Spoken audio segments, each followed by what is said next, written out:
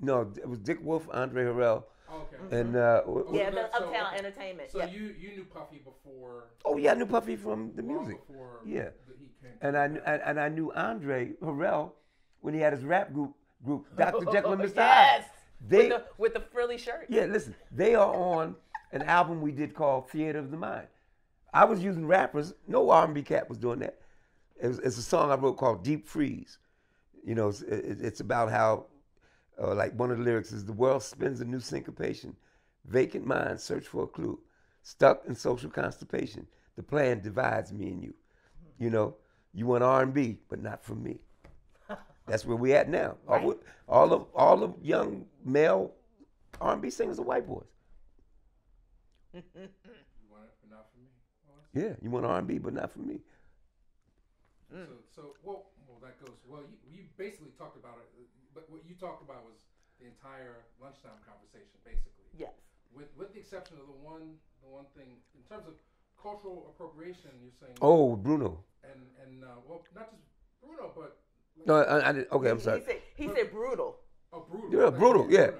No. Bruno got into it. Yeah.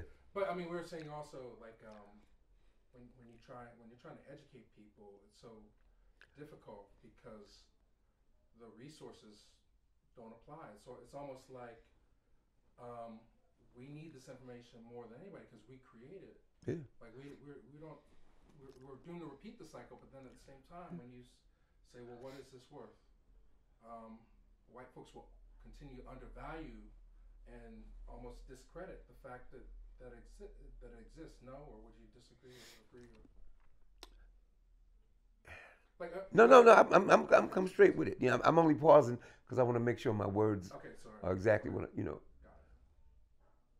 I've always felt that was always the plan, to control black music without black people, and to be you know. I have a phrase I say. It's so bad now. We go to the back of our own bus. You know what I mean? We're so conditioned.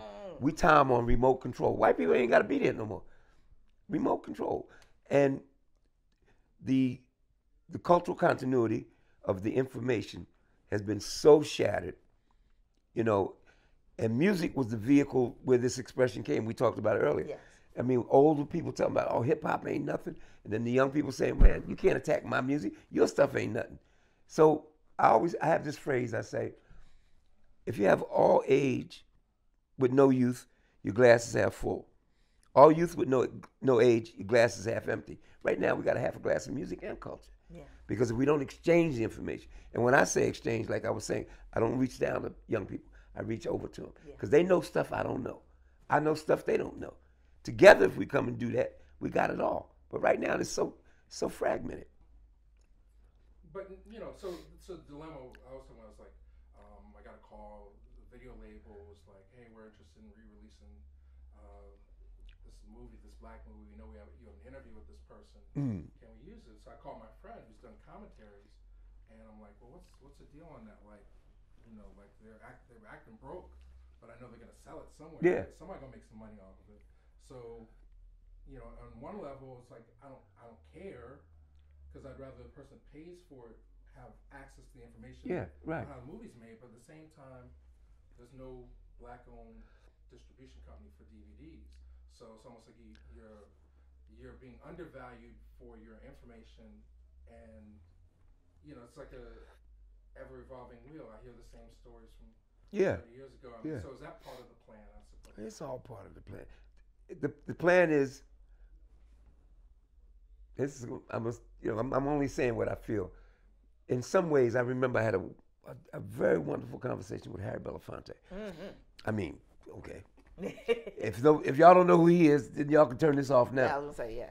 And Harry said something to me that was so deep. He said, Mtume, sometimes I fear we missed the boat. And I'm listening to who's saying this to me. But when I look, I can't never go there that far, but I'm not Harry Belafonte. I'm not 90 and have lived through everything. But in many ways, integration was one of the most horrible things that happened to us. Because when it was segregation, you were forced to have your own. Yep. You know, and I use this analogy. It's like Okay, there's a hamburger store. I'm not selling the niggas. What do? We pick it. I'm gonna make you take my $5. Jew looks over there, sees some space across the street. I'm gonna buy and set up my own hamburger. Okay, boom. We go to a hotel. Y'all can't stay here. We pick it. I'm gonna make you take my $200 a night. Jewish guy looks across the street. I'm gonna build a bigger and better hotel. So as a result, we have no ownership. Yep. And now it's endemic. And with black music, this one I can attest to. I saw this with black music departments. When the major labels started bringing in, like I said, like the Philly Internationals and the staff, they learned how to get into the business of black music. They didn't have black promotion people. We showed them how to do it. And then they iced us out. Mm-hmm. So just so you feel, so you understand. Are you back in this now? No. because Go ahead. Because this is the conversation that Mike and I had at lunch about we have to think of the gift that we've been given to create on a parallel track, but a separate track from how we are doing our wealth building, consciously wealth building, so that we are able to invest in our own creativity and then create a platform to bring other people along. It's got to go hand in hand. It can't be one or the other for everybody. No, capitalism has an amazing ability to absorb anything that comes close to it, to absorb it. Yes. Okay? You think about segregation and you think about you had to have your own hotels. You had to have your own cleaners. Look, the most successful person in the black community was who? The mortician. He never ran out of clients. Right. Okay? Because white people wouldn't bury black people. So now what has happened? Do you know a lot of the black mortician companies are now bought up by white ones? You have black hair products. Then it comes Revlon. And I can't argue with it. And look at radio. When I grew up, there was black radio. Let's go up until the 1996. And Michael Powell. Yeah, what was it? The Telecommunications Act Yes. that Clinton signed. Then I can't get mad at somebody who bought a station for $400,000, now sells it for $18 million. But what he didn't know, or she didn't know, that once they bought it, they was gonna flip it. Now that same station would be worth $150 million. Right. I saw Motown, the head of Motown, Barry Gordy. When he made his deal, I think he sold the publishing for like $60 million. That same venture capital company that bought it flipped it for $300 million. See, we can't think that far ahead. They print the money. I've seen Live Nation completely wipe out black promoters. Yeah. But how do you argue? Black promoters. That's the way every black act was broke.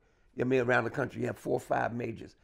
And when what happens when white people see this is the kind of money that's generating, then they get in the game and they come with more money. You can't argue with Prince, A Purple Rain, because they came and said, "Yo, here," But the reality is, once we let go of that, we can't build nothing. There's no more black promoters. Yeah. There's no more black. Look, you have black program stations that program black music. They ain't owned by black people no more. Right. That's just the reality. And I'm gonna give you one. Since I'm on this, we had a meeting. This is about now, I guess about 8 years ago. Don King, myself, Al Sharpton, and 3 other people flew down to San Antonio to meet with the head of Clear Channel, who at that time owned 1,400 stations. Yes. The FCC said they had to sell 123 stations to minorities. This is a true story. We go down there. Don King flips out a $3 billion letter of credit from Wall Street. How many stations can we get? Now, at that time, regular stations were going for FM was like about 150. I know we're going to walk out with something. We don't want a mortgage. We want to pay for them. What we were going to start is a FM talk show network. Because that's when I was doing the Open Line, the political talk show in New York. Yeah. We walked out there with not one station. Because when they realized, no, they ain't talking about just dancing. We wanted to start a real, now you got Kathy Hughes, and which is great and everything. I'm very happy for her. But ours was going to be totally dedicated to that on the FM platform. We were trying to get 10 stations at least. Nothing. So it showed me, even when you got the money now. Right. Because you're still in a position of asking. You got to ask. You got a deal and have them agree to the deal. Yeah. And then you watch, you just watch this. And look, and let's not even talk about the movie industry and Hollywood and films. I mean, to me, it's even worse. Now, I first got into exposure with the film world. One day I was sitting at the house, and my good friend Nelson George called me. Mm-hmm. He said, Toombs, he says, this young brother in Brooklyn's got a movie, man. And they're getting ready to take it, the production house, because he hasn't been able to raise the money to get it out of post-production. He says, a cat named Spike Lee. He said, would you come over and watch? Okay, the movie was She's Gotta Have It. Mm-hmm. I'm over at Spike's house in his basement. He had one of the, I don't know what you call it. It was whatever y'all used back then. It was yeah. And I'm watching it. So what happened was, Spike was raising money. So I said, my contribution. I said, what do you need? Boom. I said, I don't want no interest. When you able to place it, boom. And he did that. I wasn't the only one. It was a few people, and he actually gave us credit at the end of the movie. If you watch it, why he's thanking us is because we helped him with the bread. But I saw how the movie thing is just real crazy because you're talking about so much more money and how they can ice us so deeply, man. Mm-hmm. You know that way better than me, brother. I was gonna say, right now you are echoing our entire conversation. So I appreciate the fact that we now have a collective buy-in to the realities, to how some things have gotten done, and we've been able to progress to a certain point. But the reality of what you're talking about raising the capital and moving the capital is a deep situation, because we have abdicated so much of our ability to control our messaging by not being able to get something from start to finish and letting the world in as our audience. Because we've lost such a huge grip on the controlling of our assets. When I say assets, I mean like your music, your films. I mean, look, you look at. I remember when I was talking to Melvin Van Peebles when he had Sweetback, and he was telling me how he was going around out the back of his car to go show this thing. And another guy. This is gonna sound weird. I have appreciation in places that most people wouldn't think I would, like Dolomite. Okay, this dude, whatever you want to say, he did it on his own and he controlled it till he found a place where he would distribute it. But he was making these movies, on the streets. I understand. I have love in my heart for Petey Wheatstraw. Oh, okay. So I'm just like, it's one of my guilty pleasures. Y'all. It's like things that we kind of look down on in a way because we think we've gotten so sophisticated. But there's a basic mom and pop way of doing things, and you can still maintain more control. It doesn't always have to be up here. Yeah. But we've lost the ability to formulate a platform to expose our music and our films. And so we have to end up begging, And begging ain't a cool place to do. It's like the difference between renting and owning your house. You renting, you can be put out at any time. Mm-hmm. You own it, you got more to say. Yes, sir. So preacher. Yeah, you happy? Full circle. Well. We tied into something y'all was discussing. No, I was just laughing at him saying that you are definitely preaching to the choir with us. You basically hit every single. Because we didn't come and say like she was already prepared. Right. But I was like, I've been going through a lot of crap the last few months because I'm like, okay, this Black Panther. Because we didn't come and say like she was already prepared. Right. But I was like, I've been going through a lot of crap the last few months because I'm like, okay, this Black Panther and this Ring of Time, it represents a cultural shift. So I said on the radio I said, we got 5 more years before there's no more black film because if you're good, black identity is being co-opted into diversity, and also people now, it's just like music. You're seeing the money now instead of the innovation and the originality. So everybody's going to be trying to manifest things that are going to go into that commercial space and get those $100 million budgets, but I feel like they've already picked the people that are getting breaks now.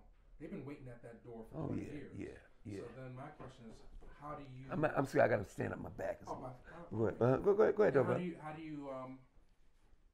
make sure the next crop is planted? How do you make sure that people get the information, understand what the overall struggle is, what the Harry Belafonte struggle is, what the Stephen Fedrick's struggle was, so they inadvertently don't make the same mistakes. Are you making films now? That was the whole thing. I've always made films, but now I said now. I mean, you're in the middle. No, I mean, back. What you're saying is basically the foundation of my next film. Set in the 80s around a two-man ad agency, and hip hop comes in, and now hip hop is going to be co-opting the commercial space. Yeah. You know, so that's the whole ground that the movie's set in. Is just that. So yeah. I'm gonna give you both of y'all my number, man, and my son that had to contact me.